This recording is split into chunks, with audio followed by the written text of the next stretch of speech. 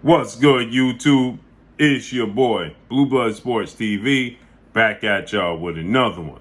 So, former world champion, superstar, boxer, Chris Algieri. He weighs in on the biggest fight in the sport of boxing currently today, as it stands, between undefeated, three-belt unified welterweight world champion, superstar boxer, who is widely considered by many to be top two best pound-for-pound fighters in the world, in Errol "The Truth" Spence Jr. Errol Spence Jr. is 28 wins, no losses, no draw, 22 big wins by way of knockout. He is 32 years of age, 5'9.5" with a 72-inch arm reach. And Errol Spence and Chris Algieri. Chris Algieri is now 25 wins, 4 losses, no draw, 9 wins by way of knockout. Twice in his career, he was knocked out. He's 38 years of age, 5'10", with a 72-inch arm reach, okay? With that said, Chris Algieri, he suffered a 5th-round stoppage loss to Errol Spence Jr. back in April of 2016. So he shared the ring with Errol Spence Jr. and Errol Spence versus undefeated 3-division world champion, former junior welterweight undisputed world champion, currently the reigning WBO, World Boxing Organization welterweight world champion, who is widely considered by many to be the #1 best pound-for-pound fighter in the world, in Terence "Bud" Crawford. Terence "Bud" Crawford is 38 wins, no losses, no draw, 29 big wins by way of knockout, 34 years of age, 5'8", with a 74-inch arm reach. They make for the biggest fight in the sport of boxing.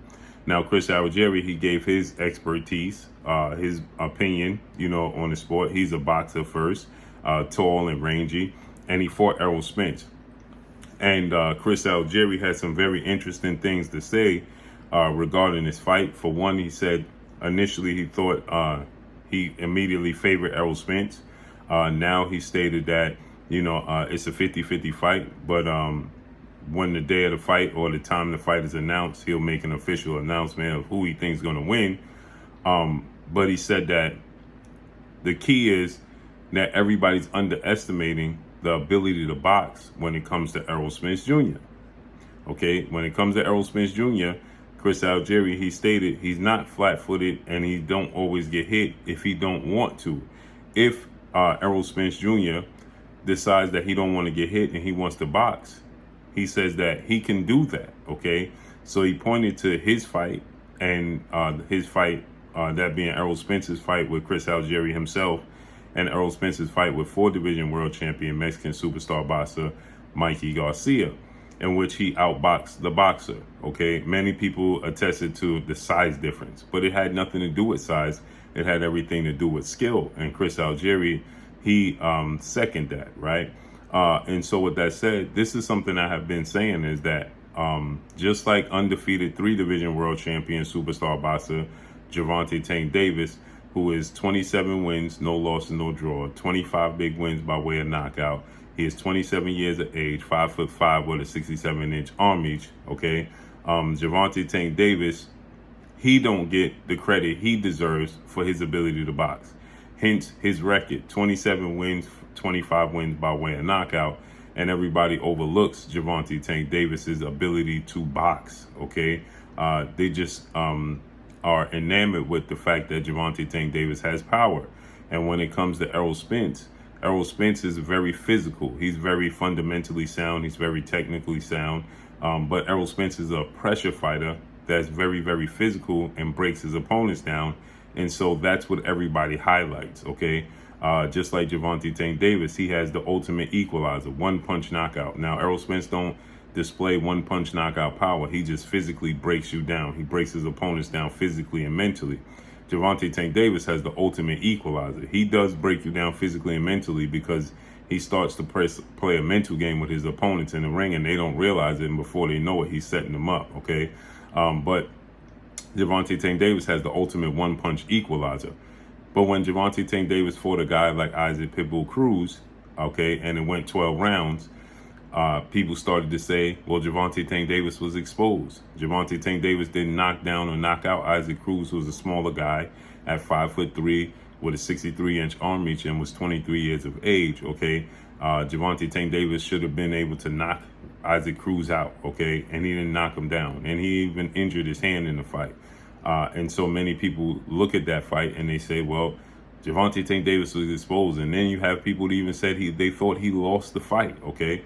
Which leads his coach, Calvin, who's the trainer and mentor of Gervonta Tank Davis, to say that the rematch with Isaac Cruz is personal, okay? Because everybody overlooks and doubts that, the fight, his abilities, okay? They feel like the style of Isaac Cruz gives him problems and that he actually won the fight. With that said, Isaac Cruz is fighting September 4th on the undercard of Luis King Kong Ortiz and Andy Ruiz Jr. So we have to see how everything unfolds in the future for him. But with that said, like Errol Spence Jr., Gervonta Tank Davis is a southpaw like Errol Spence. And because of the power and the excitement that they bring to the ring, that people overlook their ability to make adjustments. People overlook their ability to box. People overlook their jab. People overlook their ring IQ. And so Chris Algieri, he says that that's the thing that bothers him, is that people feel like Errol Spence can box. He said he outboxed one of the best boxers in this time, in his era, in Mikey Garcia, okay? And everybody, once again, like I stated, everybody points to Mikey Garcia's size. And they say, well, Mikey Garcia was too small, but it wasn't the physicality. Hence the similar situation when retired legendary iconic Hall of Fame superstar boxer, 5-division world champion, Olympic silver medalist, and retired undefeated Floyd Mayweather Jr., the pound-for-pound king, when he took on 4-division world champion Mexican superstar boxer, Hall of Fame legend, iconic Juan Manuel Marquez. Everybody looked at the size. Well, Floyd Mayweather, he came in 2 pounds heavier than Juan Manuel Marquez. He was taller, he was bigger. Well, that's not what played the part. Power and size wasn't the difference. The difference was the ring IQ, the skill in the ring. Power and size with Mikey Garcia and Errol Spence wasn't the difference. It was the skill and the ring IQ, the ability to make adjustments. That's what was the difference in the fight. So if that's the case, and if it's the size difference that means everything, then why do people call for Errol Spence to fight Terence Crawford? Because Errol Spence, Terence Crawford started his career at 130. A much smaller guy, okay? 3 weight classes below Errol Spence. So he's the smaller guy. Now his intangibles, he's 5'8" with a 74-inch arm reach, where Mikey Garcia is 5'7", okay, with a 69, 68-inch arm reach. But it's still a size difference. Same way people was calling for Floyd Mayweather to fight Manny Pacquiao, who's smaller than Juan Manuel Marquez. Marquez is 5'6" with a 68-inch arm reach. Manny Pacquiao is 5'5" with a 67-inch arm reach.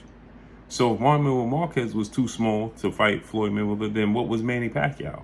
But nobody said that because the explosiveness of Manny Pacquiao, who's a southpaw with a big left hand and knockouts, and exciting and aggressive and very fast.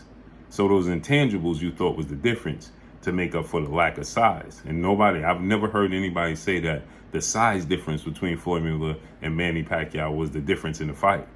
No, it was skill. So why was it size that was the difference in the fight when he fought Juan Manuel Marquez? It was the skill.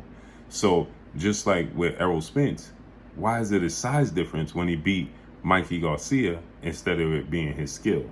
And people were disappointed. Errol Spence was supposed to stop Mikey Garcia. If that was Terence Crawford, he would have stopped Mikey Garcia. Well, styles make fights, and everybody's approach is different. The important thing is the W. They both got the W.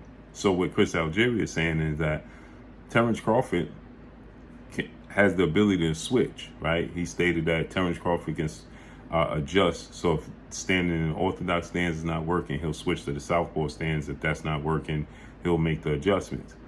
But like I tell everybody, show me the last time Terence Crawford has won a fight in the orthodox stance.